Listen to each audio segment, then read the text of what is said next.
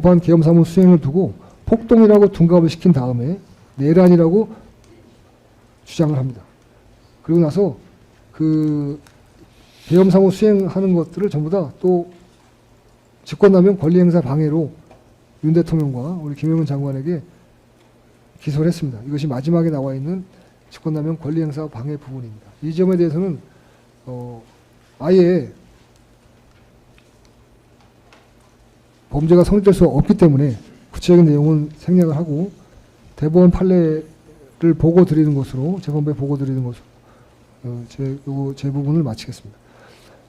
아주 유명한 판례입니다. 대법원 2018도 2236호 전원합의체 판결이죠. 박근혜 정부 당시에 이른바 문학의 블랙리스트 사건에 대한 판례입니다. 핵심적인 내용은 그겁니다.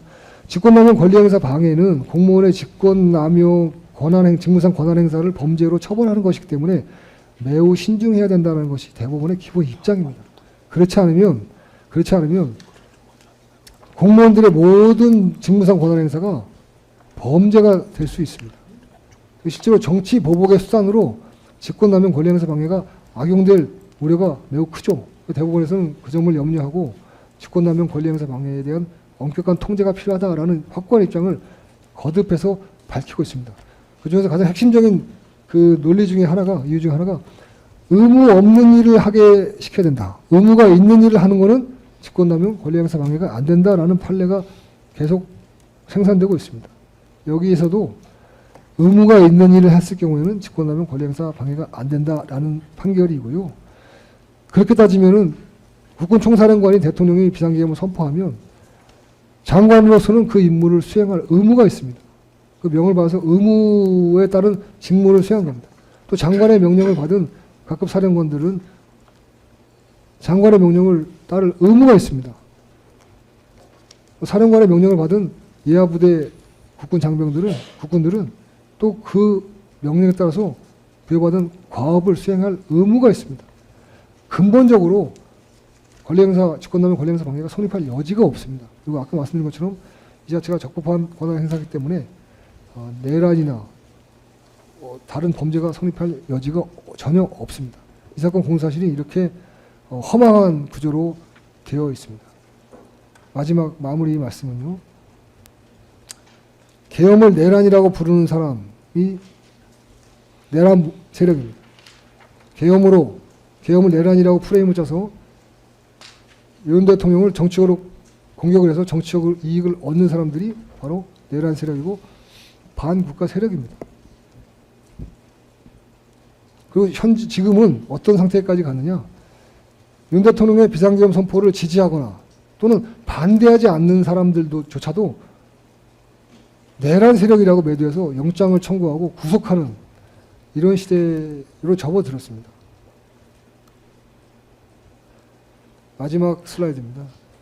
재판부에 당부드립니다. 사법 독립은 정치 불개입으로만 유지가 될 수 있습니다. 사법부가 정치 기구화 되면 법관들의 신분 보장도 안 되고요. 국민들의 기본권 보장도 불가능합니다.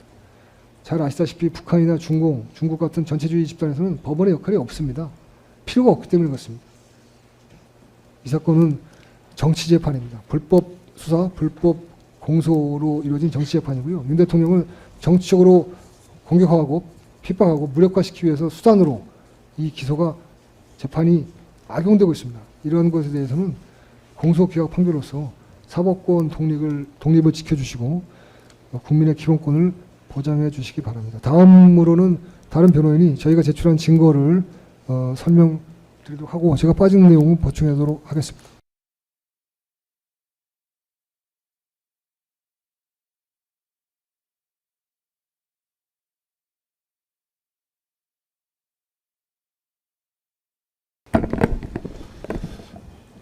네, 재판님, 유상수 변호사입니다.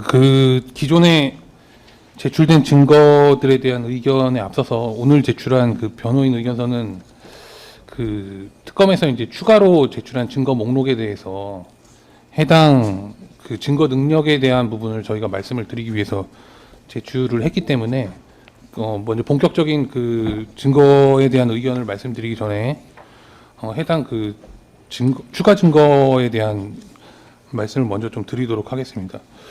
추가 증거 목록 순번 1414부터 김용현 장관님에 대한 휴대전화, 전자정보에 대한 목록을 좀 일부 설명을 좀 드리도록 하겠습니다. 예, 잠깐만요. 오늘자 제출된 변호인 의견서 다 받아보셨죠?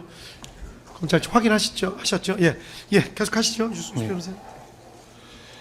일단 장관님에 대한 휴대전화는 총 3번이 압수되었습니다. 동일한 날짜, 동일한 휴대전화 기기에 대해서 짧은 기간 동안 3번의 압수가 이루어졌다는 부분 말씀드리고요. 먼저 첫 번째입니다. 추가 기록.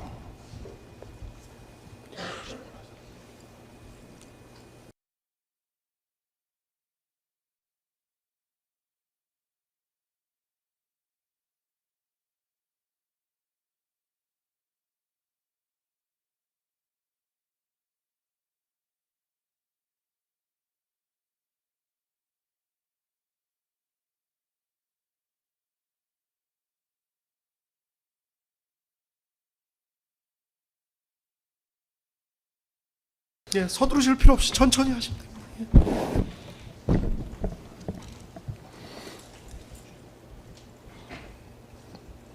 이미 제출 부분입니다. 1125면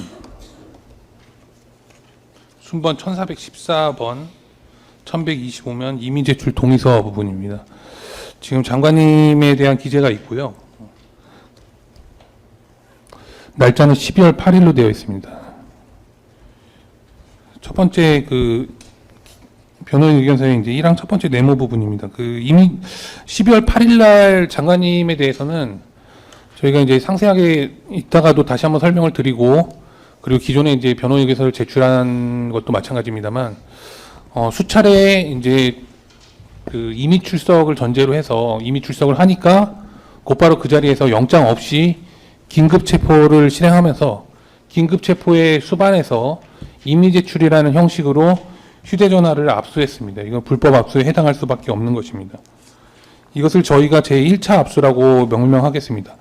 조금 수정할 게 저희가 잘못 포기를 했는데요. 먼저 세 번째 네모 부분을 말씀드리겠습니다. 2024년 12월 26일 파견검사는 법원을 기망해서 위 휴대전화가 이미 압수되어서 수사기관의 수중에 있음을 기화로 해서 재차 압수수색 영장을 발부받습니다. 그리고 기존에 이미 제출한 부분에 대해서는 형식적으로 가안부를 실시한 뒤에 동일 가안부 장소에서 다시 압수를 하였고요. 그 압수한 이후에 이제 전자정보에 대한 이미징을 실시하였다고 합니다. 이것을 2차 압수로 정정하겠습니다. 세 번째 네모 부분입니다. 두 번째 네모 부분을 다시 이제 서술하겠습니다. 2차 압수 이후에 휴대전화 내 정보 전체에 대한 이미징을 기실시하였음에도 불구하고 이후 해당 휴대전화에 유심을 결합해서 통신이 가능하게 한 뒤에 전자정보를 조작하는 방법으로 전자정보를 휴대전화 기기 내에 있는 전자정보를 또다시 조작하고 재차 전자정보 이미지 파일을 또다시 획득하였습니다. 이게 저희가 보는 3차 압수라고 명명하도록 하겠습니다. 결국 이렇게 3번의 압수수색을 한 것은 동일한 휴대전화 기기에 대한 전자정보를 압수한다는 명목으로 짧은 기간 동안 수차례 동일한 압수수색을 반복한 것에 불과하고, 그렇다고 한다면 이 부분은 설사 이 부분이 구체적인 사실을 알 수 없는 법원의 영장에 의한 것이라 하더라도 비례 원칙을 위반한 것이라는 부분은 분명히 지적하고 넘어가도록 하겠습니다. 먼저 첫 번째 압수의 불법에 대해서 상세하게 설명드리도록 하겠습니다. 첫 번째 압수는 1차 압수는 휴대전화는 이제 불법 긴급 체포에 수반해서 형식적으로 임의 제출을 받는 방식으로 휴대전화 기기 자체가 압수되었습니다. 이렇게 인신을 불법적으로 구속한 뒤에 휴대전화를 내놔라. 그래서 휴대전화를 줄 수밖에 없는 상황을 만들고 이것을 적법한 임의 제출하고 우긴다면, 그렇게 강변한다면 그렇게 특검이 주장하는 선거관리위원회에 군인들이 적법한 계엄 사무를 수행하기 위해서 해당 직원들의 휴대전화를 잠시 제출받는 것을 두고 영장 없는 압수다라고 호들갑 떨 일이 절대 아닙니다. 지금 이미 수사기관은 수십 년간 이런 식의 행태를 보여왔던 것으로 보이고요. 그리고 이것을 법정에 이르러서는 하나같이 적법한 임의 제출이라고 주장을 합니다. 적법한 긴급 체포라는 부분은 법원의 영장에 의해서 그냥 소명됐다라는 막연한 주장을 할 뿐이고, 긴급 체포의 요건을 갖춘 부분에 대해서는 단 한 번도 이 사건 법정에서 소명한 바가 없습니다. 따라서 불법 긴급 체포에 수반한 형식적 이미 제출이라 하더라도 당연히 불법 압수에 해당할 수밖에 없고, 불법 인신 구속의 불법성이 그대로 휴대전화 압수에 전이돼서 위법 수집 증거에 해당할 수밖에 없습니다.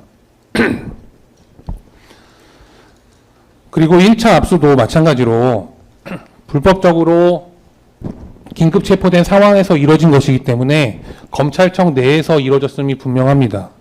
그러면 휴대전화 포렌식 장비를 구비하고 있는 서울중앙지방검찰청에서 이뤄진 이미 제출이라고 볼 수밖에 없을 것이며, 서울중앙지방검찰청은 포렌식 장비와 디지털 포렌식, 그리고 또 휴대전화 기기에서 전자정보만을 추출할 수 있는 장비를 갖추고 있는 당연한 수사기관에 해당합니다. 그럼에도 불구하고 전자정보만을 이미징하는 방식으로 전자정보를 압수하지 아니하고 이미 제출이라는 미명하에 서울중앙지방검찰청 안에서도 기기 자체에 대한 원물을 압수한 것은 당연히 비례의 원칙을 위반한, 그리고 전자정보 압수를 대상으로 하고 있는 이 이미 제출이 불법적으로 이루어졌다는 것을 의미합니다.